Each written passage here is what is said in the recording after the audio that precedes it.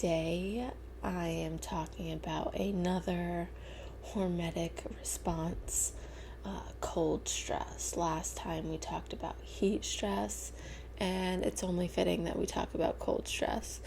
So, if you remember what hormesis is, it's a short-term stressor to cause your body to adapt to better be able to handle long-term stress. And cold stress has been really popularized around weight loss.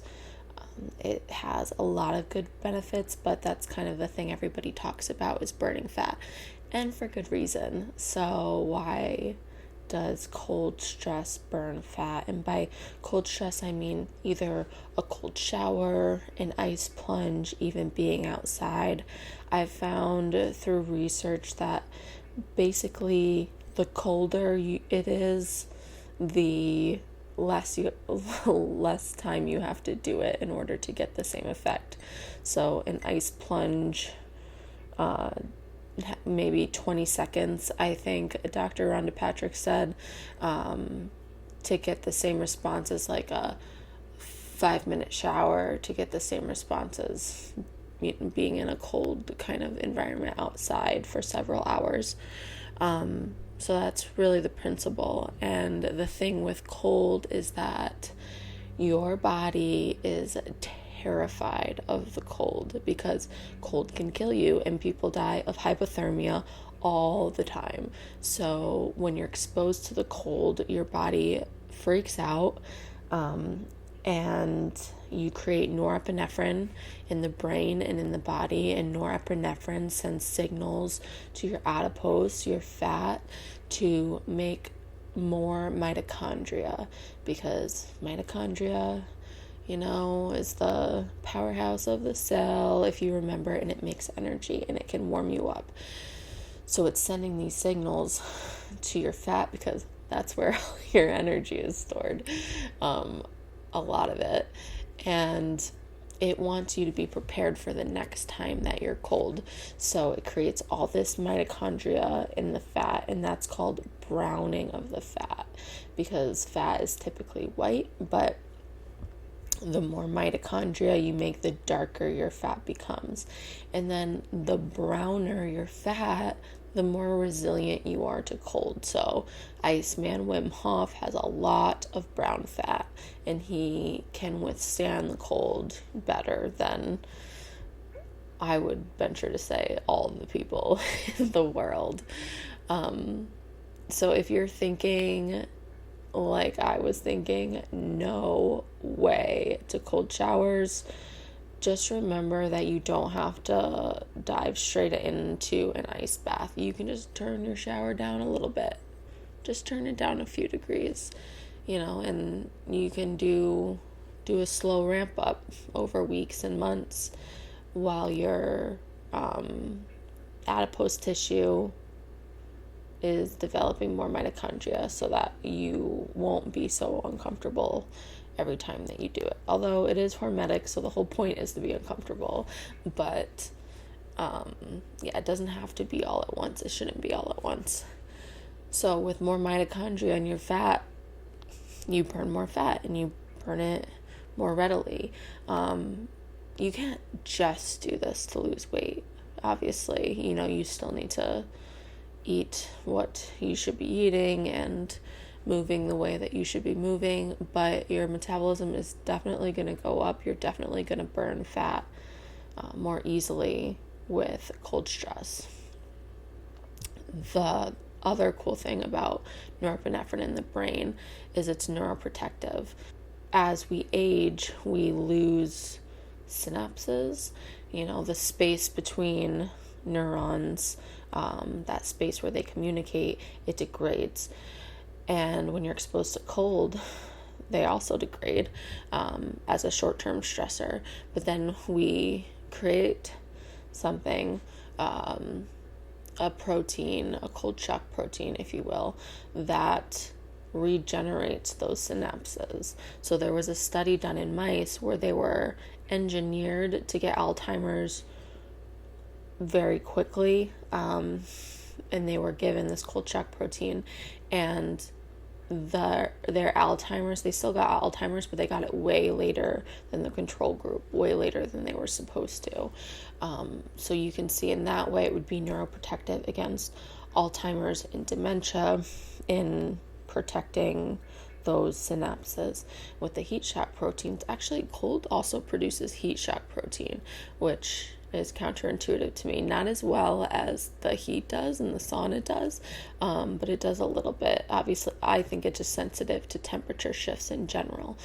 So you're neuroprotective on both ends then, keeping the three-dimensional shape of your proteins, like I mentioned in the last video. And then also regenerating those synapses that we lose as we age. Depression and anxiety, once again, something that's great for depression and anxiety. There's, pharmaceutical medications, the SSRIs, serotonin reuptake inhibitors, and there's drugs that target both serotonin and norepinephrine. So if you're in the shower for a few minutes, you can increase your norepinephrine by 200%.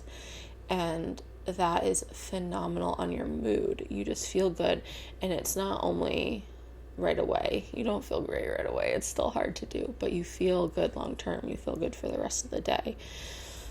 Another thing that norepinephrine does is it helps with long-term potentiation. So not only does it help with focus when you're trying to learn something or read, but it helps you remember those things long term. So long term potentiation is it kind of ingrains those thoughts in your mind. So I highly recommend it if you're trying to study for something, if you're trying to remember something.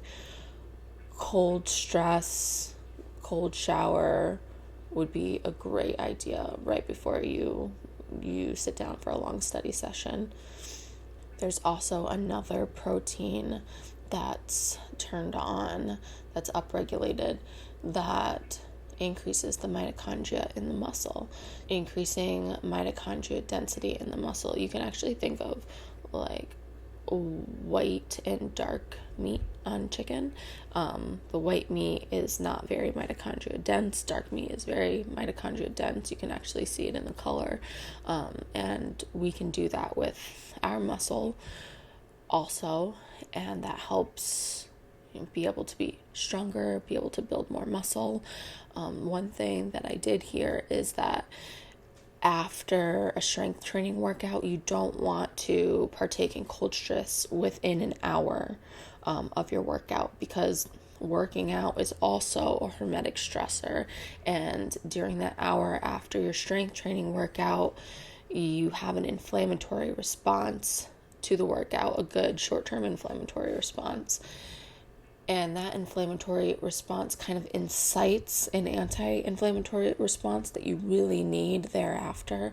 And if you suppress that inflammatory response prematurely, you don't get the benefits of the anti-inflammatory response naturally in your body.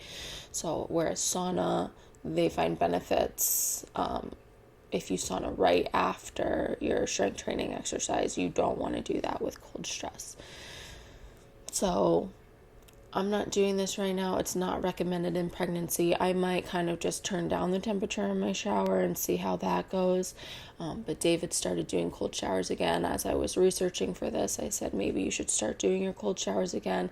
At first he was like, oh no, I don't want to do that. I can't do that. But the next morning he hopped in, he did it. He said it was really hard. People have different ways that they go about it. Dr. Rhonda Patrick sings herself a song about how good it is for her brain while she does it. David said that he thought about what he would tell Cody Jr. to do if she had to do something she didn't want to do, and his first thought was to say, "You're not gonna die." But he thought that was really not very inspirational. So he turned it around and kept thinking to himself, you might just feel like you're alive. You might just feel like you're alive. And I think that's just a wonderful sentiment, because if you're reflecting on your life and you're just not feeling the way that you want to feel, or you're not doing what you want to be doing, I think a big piece of it is just our unwillingness to be uncomfortable. And, evolutionarily speaking, we were uncomfortable a lot. We were exposed to the cold, we were exposed to the heat, we were exposed to durations of fasting without food, and we were much more active. So all of these hormetic factors, they're really in our biology, and in order to thrive, we need to be willing to feel uncomfortable. And I think in more places in our life than just cold stress or taking a cold shower, but it's a really good place to start.